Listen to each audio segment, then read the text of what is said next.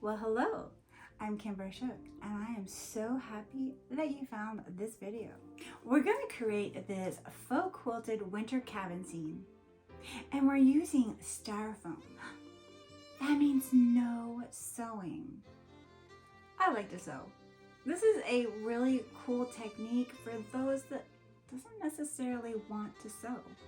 And that's okay because this is such a fun and cool project to create. I want to tell you a secret. I created this artwork in Procreate first before I used it as a template to create this piece.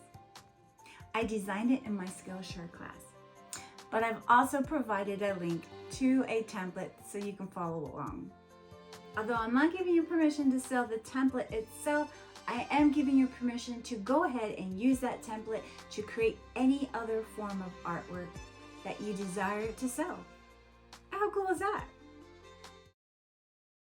So for this project, you are going to want scrap pieces of fabric, markers, tacky glue, spray adhesive, scissors, ruler, scrap paper, pins, styrofoam, plus a tool. You'll also need a few more things. Here is a list of your supplies. Should you want to take a screenshot, first we're going to work with a template. So here's the template we're going to work on today. If you're coming from my Skillshare class, Create a Faux Quilted Cabin Scene in Procreate, make sure you check out the link below on how to turn that into a template. If you haven't taken my Skillshare class yet, that is not a problem. I provide a link below for a downloadable template that you can create for this class. First, we're going to trim our styrofoam to 14 by 11. This is just the size I'm using should I want to put it inside a frame at a later time. Before we proceed, we want to add some scrap paper to the back side. We're just going to trim up some scrap pieces of paper, make sure it measures the size of your styrofoam, and we are going to glue it on the back side. If you're using spray adhesive, I would recommend putting something down to protect whatever you are gluing on. Here I'm just using an old towel. Once I have the glue on the back side of my styrofoam, I can lay out my scrap pieces of paper and let it dry.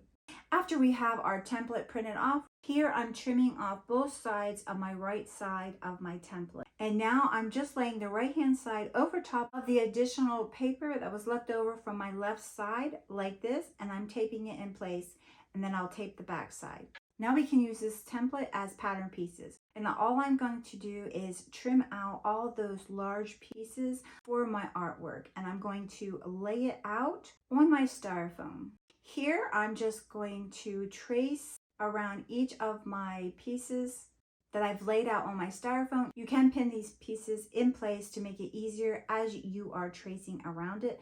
Now for my larger pieces, I'm going to have to trim them up even more.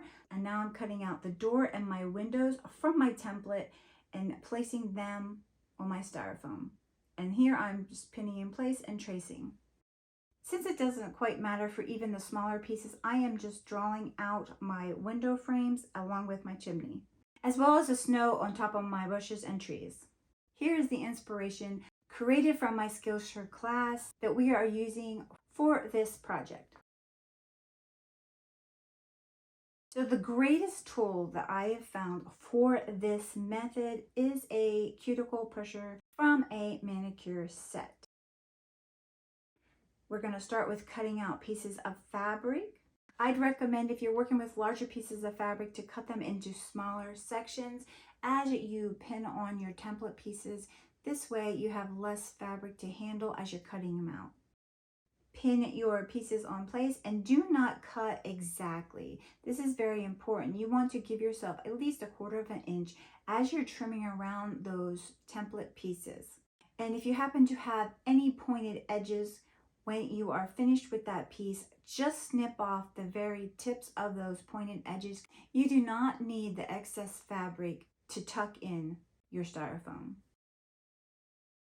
And before you start tucking in your fabric, I would recommend just outlining your traced image on your styrofoam with your tool by poking it every so often. Do not trace it out exactly with one long fluid motion because you don't want your styrofoam to be cut completely from your larger piece.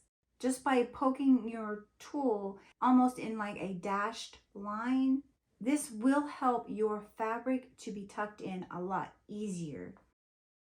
And I am just continuing this process with the rest of my pieces. For my trees here, for this template, I'm cutting off the snow and all the different layers, and I'm choosing fabric, and then I will tuck in. First, I will poke and outline my area before I start tucking in my fabric. And don't forget to like and subscribe. I have plenty more content coming your way. Once you learn this process, it's pretty much the same all the way through till you get to your background. So I'm just tucking and poking.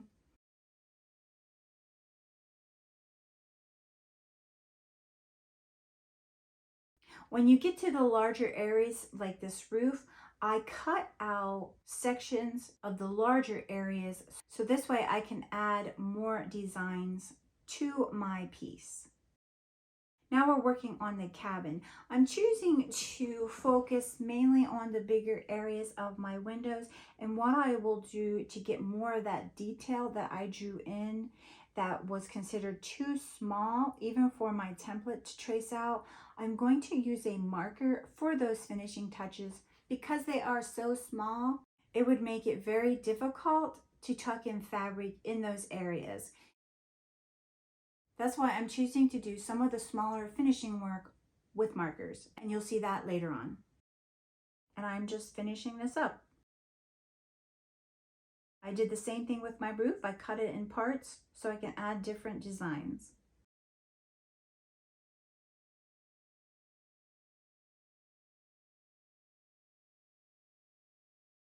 Now that we're on the background, we are going to do the background in various shapes. But rather than starting from a template and cutting out different pieces exactly, we are going to cut out chunks of fabric and start tucking it in place on areas that you know for sure where it will line up. Then we are going to take the scissors and trim as we go. So make sure you pin the fabric in place before you start snipping.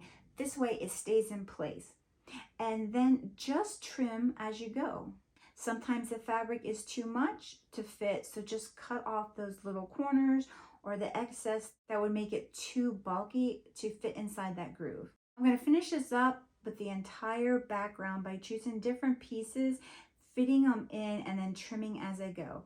For all the pieces that happen to fall over the edge of my piece, I am not trimming the excess fabric off of the sides. I want to be able to wrap this around the back side and glue it.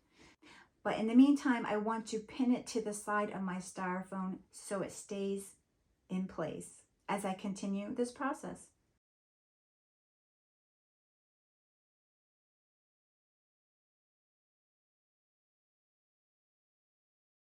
So this is optional, but I really do like adding it. All I'm gonna do is use a small amount of glue over top of those valleys where the fabric was tucked inside the styrofoam, and we're going to place yarn over top and tuck that in those valleys.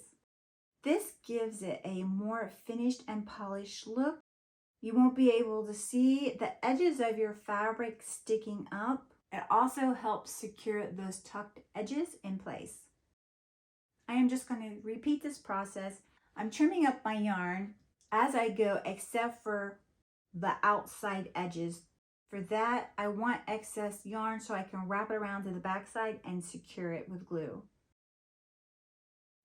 Now we're ready to tape or glue those excess fabric and yarn.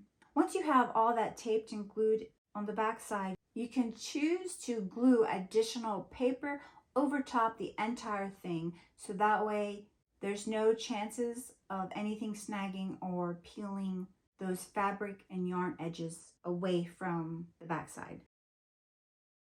So here's our finished piece, and here's our inspiration. What do you think? Now you can also go a step further by adding some finishing touches that I mentioned earlier. Here is where we can take some markers and draw out our window frames for our windows, since it would be too small to tuck inside your styrofoam. So I'm going to draw out my window frames inside each window, and I'm going to draw out a doorknob. And there you have it. And I hope you enjoyed creating this faux quilted winter cabin scene. And if you haven't done so yet, make sure you like, subscribe, and comment below if you enjoyed this tutorial. And if you're on Skillshare, make sure you check out my classes listed below. And if you haven't become a Skillshare member yet, and you're not quite sure about it, at the time of this video, they do offer a 30-day free trial. And let me just say, it is so worth your investment, even if you're only investing 30 days for the free trial. And I hope you enjoyed creating this faux quilted winter cabin scene. Haven't done so yet, make sure, if you haven't done